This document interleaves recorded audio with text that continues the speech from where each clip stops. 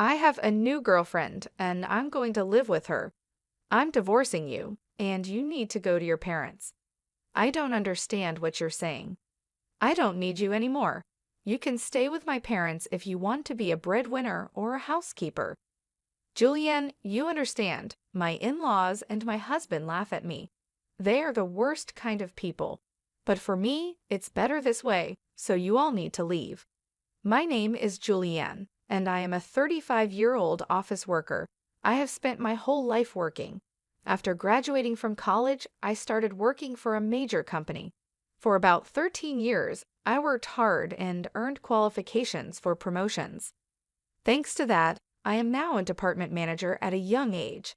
I am blessed with a boss who always has something useful to say and a team of highly motivated and talented subordinates. My work life was very fulfilling, but my personal life was not at all. I had a boyfriend once when I was a student, but none since I started working. Worried about my situation, a friend of mine hosted a dinner party for me. That is where I met Jake. He was kind, had a nice smile, and seemed very personable. Since he was the same age as me, we had a lot in common and enjoyed talking to each other. We soon became friends, exchanged contact information, and started going out to eat alone together. Then he confessed his feelings for me, and we started dating. We got along well, he proposed to me, and we ended up getting married. I was so happy to be married to the man I loved so much. Soon after, I went to his parents' house to meet them. His parents were very kind and welcomed me with open arms. Julianne, it's nice to meet you. I can't believe such a beautiful person became Jake's bride, they cried. I am so proud of my son for bringing a good woman here. Hey, Mom and Dad, stop it. Julianne is getting scared. Oh my, if you really think so, you can say it. That's right, it's a compliment, so it's okay. His parents were very friendly and easy to talk to, just like him. Julianne works for a major company, doesn't she? Oh, that's great. It's cool to be a woman who can work hard.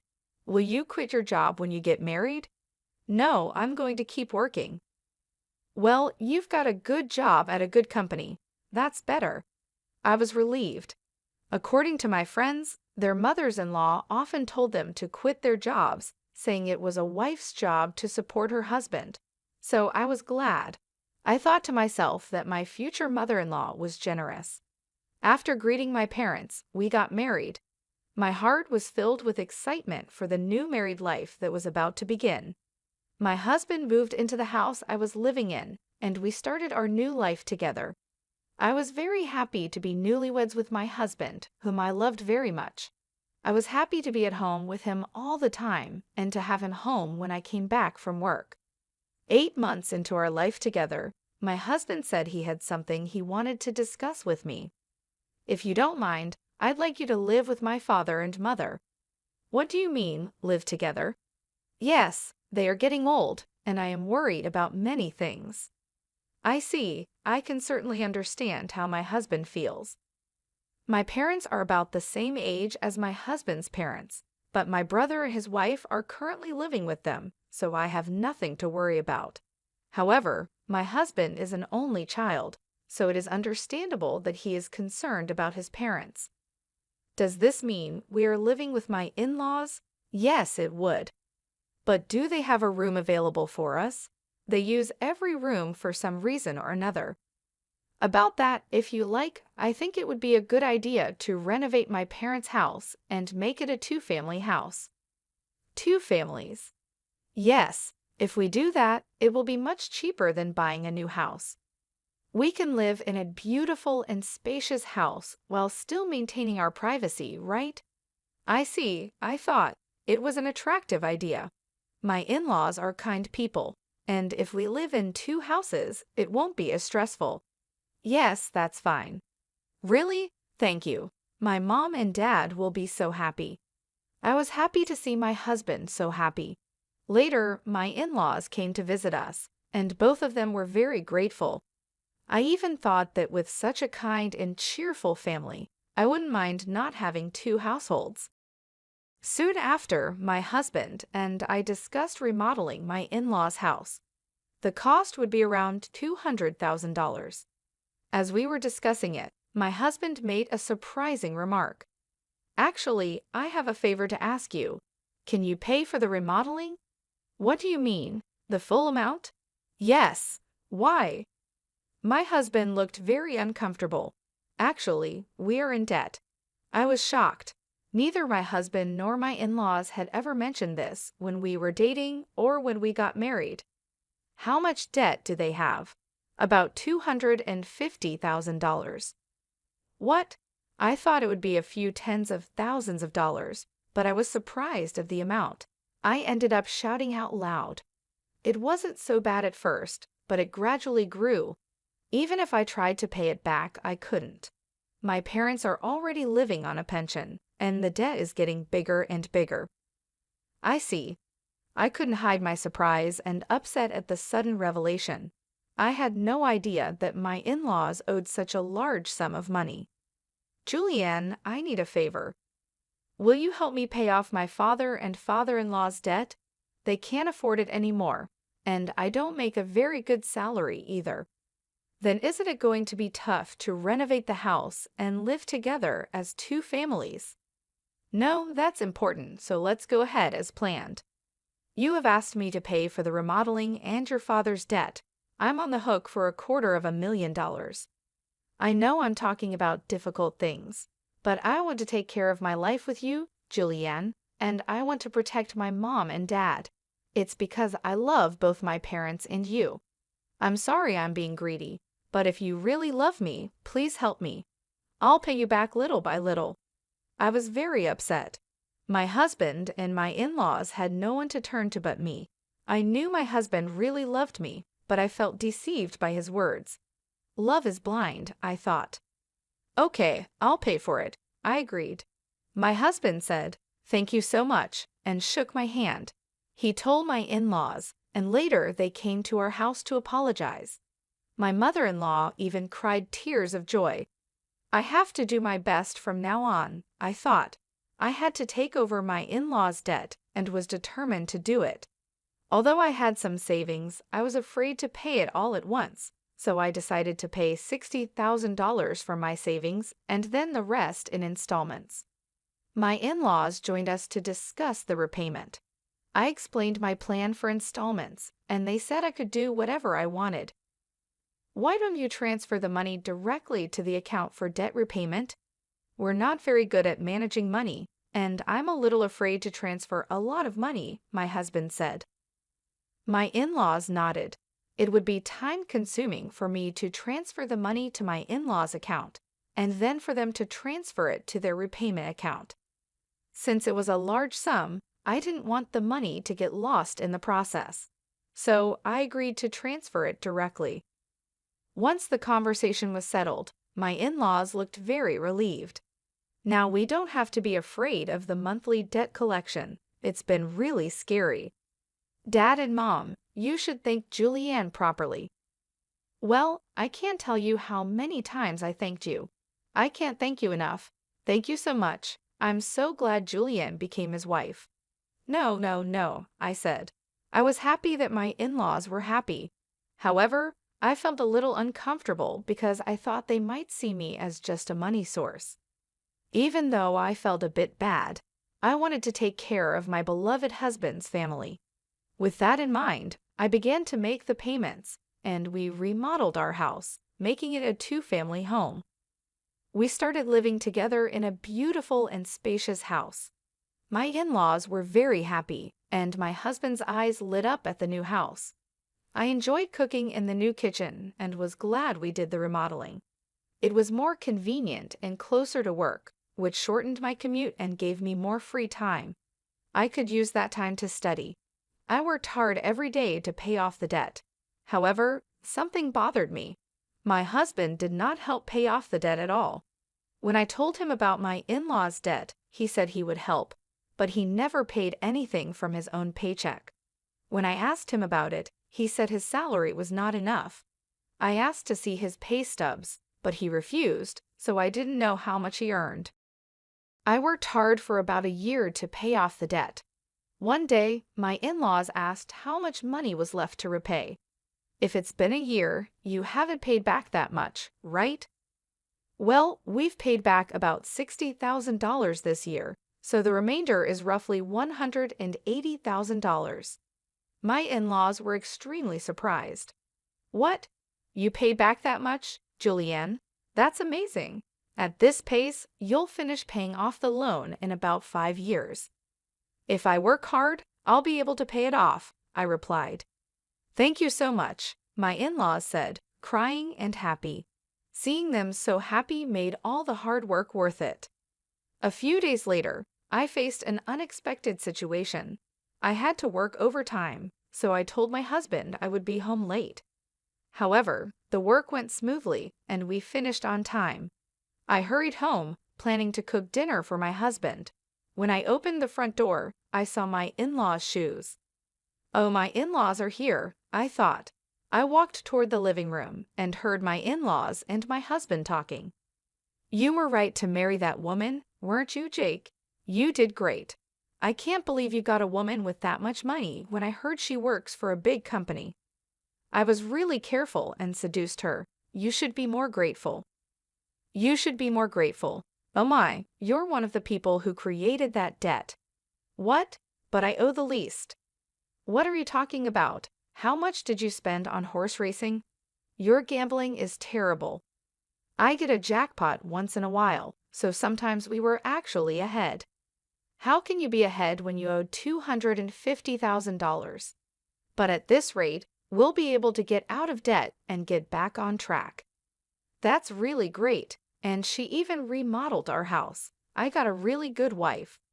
Well, I'm going to dump her after she pays off the debt. My husband and in-laws laughed. I was so shocked I couldn't move from the front door for a while. After calming down a little, I made a loud noise as I closed the lock and said, "I'm home," from the front door. When I went to the living room, my in-laws and husband greeted me with smiles. "Oh, Julian, welcome home. Good job, good job. Well, we're going back to our room. Let's have dinner together again soon." I was so afraid of their gentle smiles because I had heard their earlier conversation. Seeing my husband pretending to be a good husband with a smile on his face shocked me. I wondered why I had been working so hard to pay them back. "Didn't you say you had to work late today?" "Yeah, but I finished earlier than expected, so I hurried home to cook dinner." I tried my best to act calm until dinner, so my husband wouldn't realize what I had heard. Later, when my husband was taking a bath, I stayed in my room and cried alone. Crying as hard as I could made me want to get back at my husband and in-laws. From then on, I acted quickly. I began to prepare for the divorce and made plans for what to do afterward. About 5 months passed. I pretended to be happy and told my husband that I had paid off my in-laws' debt. My husband's eyes widened. "What?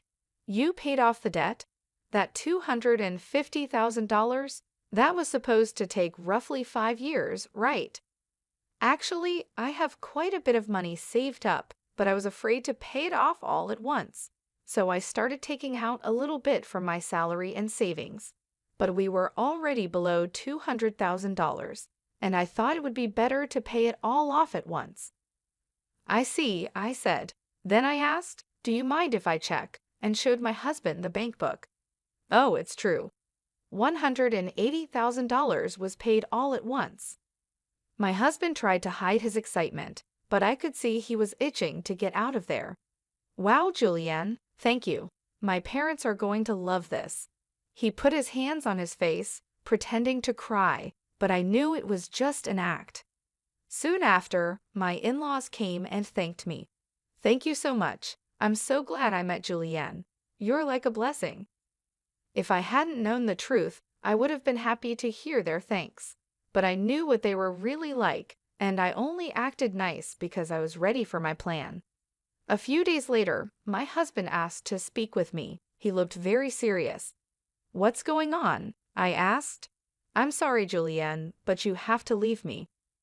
"What do you mean?" I acted surprised on purpose. I have a new girlfriend. What? I'm going to live here with her, so I'm divorcing you. You're going to my parents' place. I was shocked by Jake's unexpected statement. I knew from overhearing their earlier conversation that my husband would leave me once the debt was paid, but I didn't expect him to openly declare his infidelity. What did he mean by sending me to his parents' place?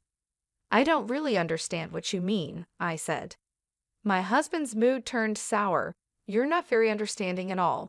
I don't need you anymore, but as a breadwinner or a housekeeper, I can keep you here. Then the front door opened, and my in-laws came in. Jake, did you finally tell her? Yeah, I told her. I wish I could have been there for that moment. You can come to our house if you do the chores for us. Of course, we'll charge you rent. My in-laws and husband laughed at me. They were the worst people ever. All of you need to leave, I said. My in-laws rolled their eyes at my comment. What are you talking about? Have you forgotten? I can easily pay for the renovation myself. You changed the name of the house to mine, so I have the rights to this house. I could decide who lives here and who has to leave. My in-laws' faces turned pale at my comment. They finally remembered about the house title. I was really dumbfounded. I'm sorry, but you can't live here anymore. If we get divorced, you'll be strangers. My in-laws realized the seriousness of the situation, but my husband, not wanting to be outdone, retorted, "But you took over our debt and paid it in full. You're the one losing money. If we had no debt, we could at least afford a new place to live." That's true. Thank you for letting us live in a nice house while you pay our debts, my in-laws and husband said. I'm sorry, but I didn't pay off the rest of the $180,000 debt. What? No, but you had money missing from your bank book. That was just a separate account I created and moved money around in. The debt hasn't changed from $180,000.